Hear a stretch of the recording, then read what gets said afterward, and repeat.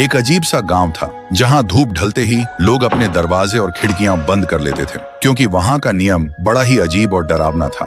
रात के ठीक 12 बजे से पहले हर घर के बाहर मिट्टी के बर्तन में सबसे अच्छा खाना रख दिया जाता था, क्योंकि वहां के लोग कहते थे अगर किसी ने खाना नहीं रखा तो सुबह तक उस घर का कोई ना कोई सदस्य मरा हुआ मिलता और उसका शरीर बिल्कुल खाली होता। इसलिए डर के मारे लोग खाना रख देते थे। इसी गांव में थुंग थुंग नाम का एक आदमी रहता था। वो इतना कंजूस था कि एक दाना किसी को देने से पहले 100 बार सोचता था। लेकिन एक दिन थुंग थुंग ने एक भयानक तरकीब निकाली। एक रात उसने गोल गोल पत्थरों पर आटे का लेप लगाया और उन पर घी जैसा पीला रंग पोतकर बाहर रख दिया। फिर आधी रात के बाद थुंग थुंग को बाहर से कुछ अजीब सी आवाजें सुनाई दी। डर और जिज्ञासा के बीच वह धीरे से उठकर खिड़की के पास गया और बाहर झांक कर देखा। एक साया झुककर उन पत्थरों को चबा रहा था। देखते ही थुंग थुंग का गला सूख गया। तभी वह धीरे से अपना चेहरा ऊपर उठाती है और थुंग थुंग देखता है। वह एक औरत थी। उसका चेहरा बिल्कुल सफेद था और आंखें सीधा थुंग थुंग की तरफ देख रही थी। और फिर एक पल में ही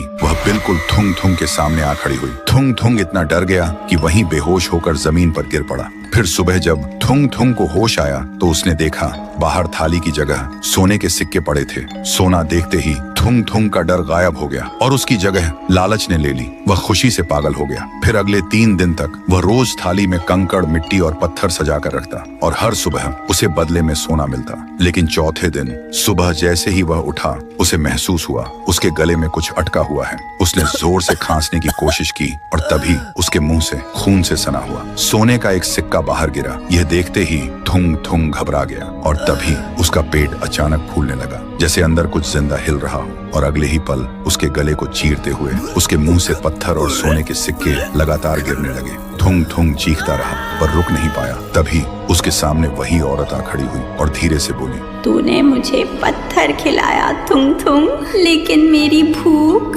तेरे लालच जैसी थी जो कभी खत्म नहीं होती। तभी थुंग थुंग का शरीर धीरे धीरे सख्त होने लगा और देखते ही देखते वह पत्थर बन गया। अब उसके चेहरे पर मौत का डर हमेशा के लिए जम गया था। तभी वह औरत उसके करीब आई और उसके कान के पास आकर बोली, याद रखना, आज रात 12 बजे तुम्हारे घर के बाहर भी एक थाली जरूर होगी अगर तुम वीडियो को बिना लाइक किए चले गए तो।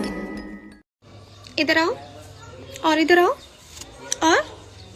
और इधर।